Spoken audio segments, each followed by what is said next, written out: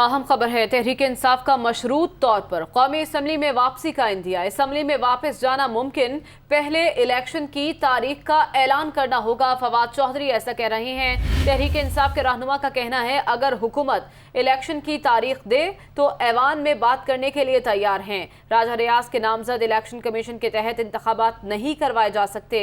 फवाद चौधरी ने कहा कि इलेक्शन कमीशन को एक आज़ाद इलेक्शन कमीशन की हैसियत में वापस लाना है। इंतखाबी इस्लाहात का बिल अभी तक मौखिर है, इस पर बातचीत हो सकती है।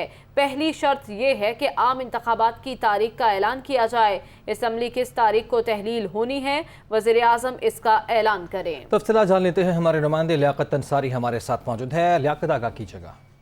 जी बिल्कुल, तहरीक इंसाफ के अरकान की कौमी असम्बली में वापसी का ये मामला है। तहरीक इंसाफ ने मशरूत तौर पर कौमी असम्बली में वापसी का इंदिया दिया है और तहरीक इंसाफ के मरकजी रहनुमा फवाद चौधरी का कहना है कि उस सूरत में असम्बली में जाना मुमकिन है अगर हुकूमत जो है वो इलेक्शन की तारीख का ऐलान कर दे, और अगर वो इलेक्शन की तारीख दे देती है तो फिर अगले इलेक्शन के लिए फ्रेमवर्क और दीगर जो अमूर हैं उसके लिए ऐवान में जाकर तहरीक इंसाफ जो है वो बात करने के लिए तैयार है। उन्होंने कहा कि वज़ीर आज़म असम्बलियों की तहलील करने की तारीख का ऐलान कर दें और जो है वो आम इंतखाबात की तहरीक का ऐलान कर दें तो पीटीआई जो है वो वापस ऐवान में जाकर जो इंतखाबी इस्लाहात का बिल है और जो दीगर इलेक्शन कमीशन को जो है वो एक इंडिपेंडेंट इलेक्शन कमीशन में रिप्लेस करने समेत दीगर इश्यूज पर ऐवान में बैठकर बात कर सकती है और वापस असेंबली में जा सकती है। लेकिन बिल्कुल, शर्त यह है कि इलेक्शन की तारीख का ऐलान किया जाए। लियाकत, शुक्रिया आपका।